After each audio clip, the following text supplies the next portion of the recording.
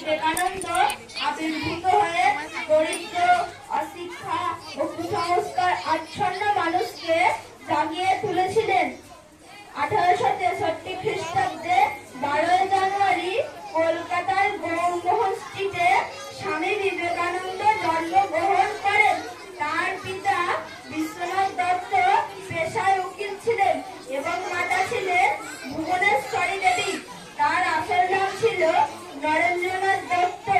পরবর্তীকালে রামকৃষ্ণদেবের শিষ্য হওয়ার পর সন্ন্যাস জীবনে তার নাম হয় স্বামী বিবেকানন্দ।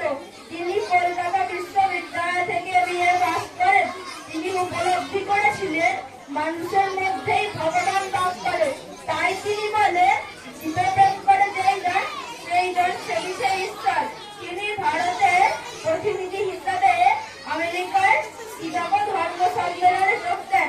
সেই ধর্মসভায় তিনি হিন্দু ধর্মের সম্পর্কে বক্তৃতা দেন।